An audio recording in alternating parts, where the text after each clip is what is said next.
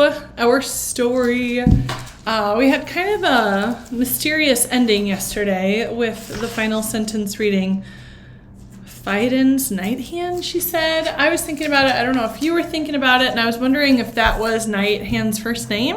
I don't know. So our next chapter is called Dryads. George, do you feel like this is Dryads or Dryads?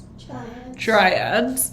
And Dryads are, I'm forgetting what they are. Dryads are female. Okay, let's just read. I know you guys probably know who they are, but I'm forgetting. Okay, let's see what's happening. Christopher and Moll sailed on. Oh no, Dryads are a location. On to the Dryads alone. If they were afraid, neither said so. It required both their full concentration to keep the sails steady and steer. They did not speak much. When they had time to rest, they sat shoulder to shoulder. When they slept, Jacques perched in the prow, waiting for them. Keep in mind, Jack is that tiny little dragon. Or Jacques. Moll had, at her belt, Night Hand's glamoury blade in its scabbard, which is like a case that holds the knife. He had pressed it into her hand, delirious but insistent, as all four of them had drifted him onto the longmaw's back, so thankfully he's going to get some help. His eyes hadn't focused. Yours, he had said. They followed now the arrow's point of the Caspassarin, occasionally far below the waves, below the shadow of the boat. Christopher saw creatures moving, things too swift and fleeting to identify. That must be pretty spooky.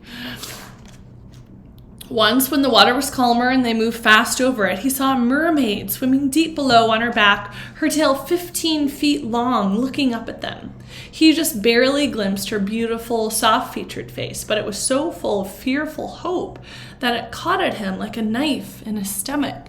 So the mermaid's looking at him with fearful hope. It seems like she's communicating with him, just using her eyes, like kind of saying, help us, like we know who you're with the immortal, can you please help us? Like this kind of pleading with her eyes, which is a very complex emotion to convey without saying anything at all, especially when he's seeing her through the water.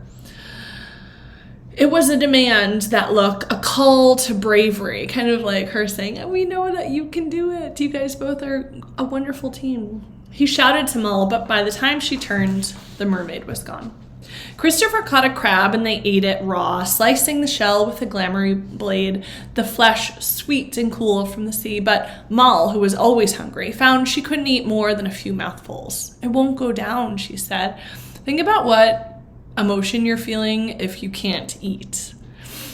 So oftentimes when we're nervous, we're really upset about something, our appetite just goes away because our body is very focused on the intense feelings. It was dusk when they reached the shore of the Tar, the island of the Dryads. They tied up the Ever Onward at a wooden dock at the edge of a small fishing town and left Jacques to guard it. People stared out of the window and shops as they passed, looking warily at them. They had shrewd... Hey, George, could you close the laundry room? One sec, I'm going to. Thank you.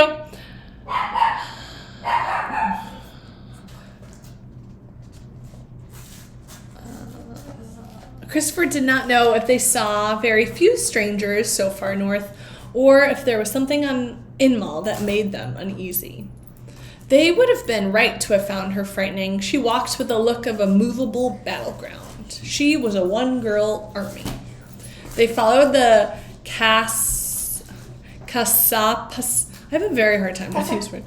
Casapasaran through the streets. Her eyes were on it always more. In fact, than they needed to be.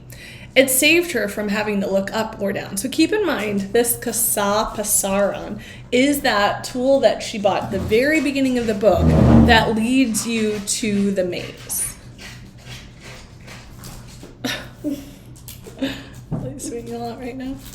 The town had soon given way to a cluster of farm buildings, a barn of some kind where farm machinery was stacked, and then open land in a forest.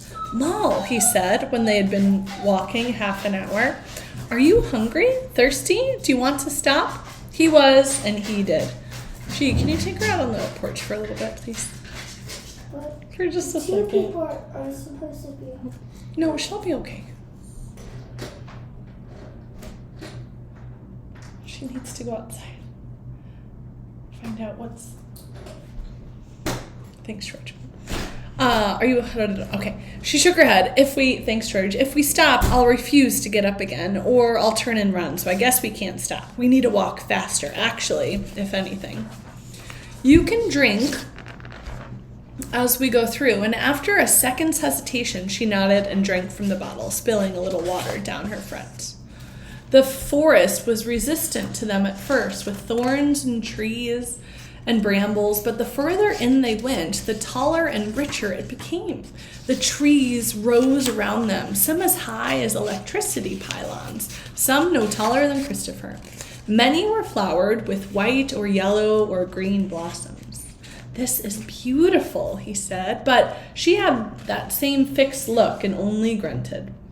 It was beautiful, though, extraordinarily so. The trees were 1,000 shades of brown and jade and silver gray. The smell, the same smell he had found at the lock-in, grew richer and wilder and kinder with every step. He passed to pull 2 apples from a tree, and though she wouldn't stop, and he had to run to catch up with her, Moll agreed to eat one. The apple was sweet and sour at once, and the best he had ever tasted. The Casa Pasaran pointed them ahead to a space in the wood where the trees seemed to thin, and they could see the setting sun in the sky. They stepped out into a clearing, circular, as perfect as if it had been made with mathematical precision. "This must be the place," said Christopher. As they entered the clearing, the Casa Pasaran swiveled 2 degrees, to a point at the tallest of the trees. It looked like an oak, and it was so old that its bark seemed almost metallic, silver brown in the fading light. "What now?" Moll did not allow herself to hesitate. "Arato," she called. "Arato, we've come a long way to find you. Are you there?" There was nothing except the birds cawing overhead. "Arato!" She sounded very childish. Suddenly, her voice thinned in the huge forest. "Hello? You have to come out." There was nothing. "Try again," said Christopher. "Arato!"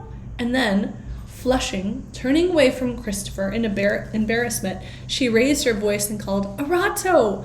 Dryad of Tar, queen of the forest, the immortal, born from the first apple of the first tree, calls out for you." The Dryad who stepped from the tree was so beautiful that he forgot for a moment the logistics of how to breathe. She looked very old and very young at the same time. Her skin and hair were brown, and her eyes a kind of green you see only in jewelers' windows. More Dryads emerged from other trees. Some were 8 feet tall, their skin the soft cream brown of a sequoia, others the near black of the alder tree. Some came from trees that were barely more than saplings. The girls, smaller and younger than Moll, so it's kind of nice to imagine, all long feet and hands and wide, excited eyes, all looked some form of female, and all had the same vivid, earth-rich, ever-growing look to them, rare and bold and wild. Behind them, he glimpsed a girl-formed Dryad stepped from the apple tree from which she had plucked the apples. She smiled at him with the barest glimmer of a smile and winked.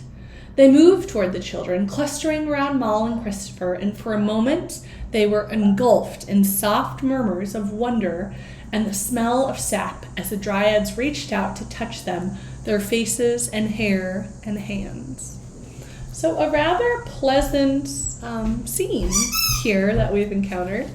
The next chapter is called The Potion, so hopefully we can get to where Maul needs to be so that she can save them all. Thanks for reading with me. I hope you guys are staying cool, and I love you, and we'll read again soon.